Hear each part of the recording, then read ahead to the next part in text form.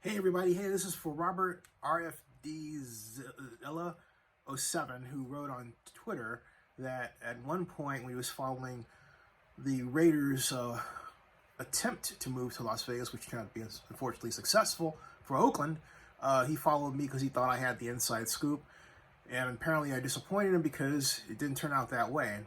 Robert, I hear you, okay? The simple fact of the matter is that economic development reality is such that you cannot predict what any organization is really going to do. You can only, and I did that because, and the reason why you can't predict it accurately more often than not is because of the ever-changing tapestry of actions and people, particularly politicians, investors, fans, and organizations. You had the National Football League, which, let's recap how we got there, okay? Started all the way back when, as you might remember, Donald Sterling went on his little race rant and all that and wound up dumping the Clippers for a record amount of money that shocked everyone, $2 billion, shocked the National Football League, even though it was the NBA. Why? Because in purchasing the Clippers, the message was sent to the National Football League owners that, hey, you do not have a franchise there. You have the Rams in St. Louis. And so therefore, your entire franchise value base of teams, in other words, the total franchise value, if you add up all the teams and then that way and then take the average on top of that, right, was actually lesser than it would be if there was an organization in LA. And so there started really in earnest an effort to get a team into Los Angeles. And that's really how we got here. And so at first it looked like there's going to be an effort to get, the Raiders and the San Diego Chargers in one home. And what emerged was Stan Kroenke's effort, the gigantic palace that we see today, and they became competing efforts.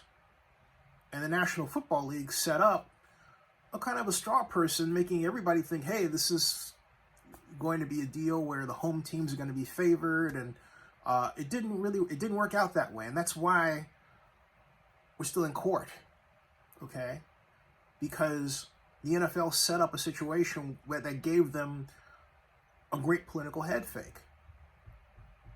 And the city of Oakland did not recognize that and did not respond and was caught behind the eight ball. Remember, Eric Grubman said that Oakland is acting as if it is responding to a stadium leave threat rather than its own desire to build a stadium for the Raiders.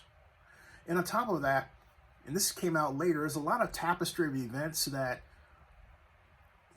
started to have the blanks filled into. Let me give you one example, Robert. September of 2016, my friend former Oakland councilman, now Alameda County Supervisor, Nate Miley, told me that he saw a drawing in the Raiders headquarters of what he believed was the Raiders' idea of what they wanted in a new Oakland Coliseum stadium. He told me that. I asked him what it looked like. He said it looked like, and I blogged about this, something like Seattle Stadium, what we used to call CenturyLink Field. I believe it's got a different name now, but I digress. Guess what? News about that went silent. No one said anything. And then I happened to find an artist rendition that matched what Nate told me about. But I found it in 2019, 2019, video blogged about it on a live stream and said, hey, what is this? It was by Mies Architects, and Dan Mies of Mies Architects connected with me on Twitter and said the Raiders were not our client. But I know the Raiders well enough to be able to surmise that, hey, the Raiders ultimately were going to benefit from that design, even if it didn't look like they were the direct client. That goes back to decades of my relationship with the Raiders, going all the way back to, well, I digress, decades. So that's one example. The other example is in how Oakland Mayor Libby Schaaf handled the NFL. I was absolutely certain that the mayor was not going to let that vote go down in Arizona. I thought she was going to get on a plane, dress in black, fly in, say, I demand to have an audience with the NFL, walk in and just give this, 11th hour stump speech that brings the house down and saves the Raiders for Oakland. But we got none of that. Instead, what I got was a letter basically affirming what she had already told the league, that the league said, hey, this is not adequate. And a lot of talk about, well, we're not going to spend public money and all this stuff. And Barbara, we have a history in Oakland of not spending money for large-scale development projects. It is a long, sad history. We've going all the way back to 1993, because I was there, and we didn't spend $230 million to have a $2 million square foot, shopping center in what we now call the Uptown District. That was one that was originally proposed by the Rouse Company, and Michael Spire of the Rouse Company, who really spearheaded the project until his untimely death in a helicopter accident in 1991. He was the real champion for Oakland, but when he died, arguably the shopping center future for Oakland, downtown and uptown, died with him. And that underscores my point. Just when you think you have something, then something else happens. And that's what happened in the case of the Raiders. I'm sorry for that, okay? For me personally, it was a sad intersection of two cities I love, Las Vegas and Oakland. I've covered CES in Las Vegas since 2010. One of my meccas, the other one being Comic-Con in San Diego. I always love, beyond that, Las Vegas style of economic development. It's aggressive and it's permissive. It allows you to build things. A friend of mine used to say, Las Vegas likes to get you a little bit pregnant. In other words, if you develop something, you'll likely get the financing for it from someone, but hey, if it doesn't work or doesn't pencil out, it's allowed to go away and something else replaces it. Or maybe it works by half and somebody else takes it over. There are numerous examples of that in Las Vegas. That's why I call Las Vegas the true experimental prototype community of tomorrow. It's always changing, always adapting. It's a lot of fun for a planning person for me to watch. But at the end of the day, I have to say the National Football League has been very, very good to the growth of what is now Zenny 62 Media Incorporated, my company. I wasn't going to blow that, and I have no intention of doing so. They've done more for me than anybody else outside of my mom or friends or Oakland friends, okay? So why would I want to blow that when I'm the only person in NFL history, among other things, to have actually formed a bid to bring the Super Bowl to Oakland, even though we lost to Jacksonville? Did I get a key to the city? Nope. Did I get a plaque? Nope. What did I got? I got fired from Jerry Brown because I accused him of being institutionally racist in an email which was leaked to him.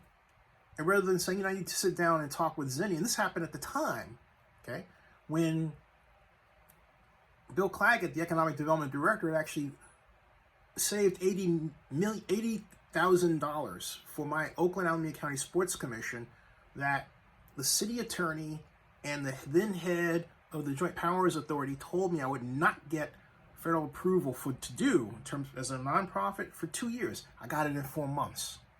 All right. So my point is, I have no real reason to feel anything but a desire to have my personal going concern active, and that's Zenny 62 Media.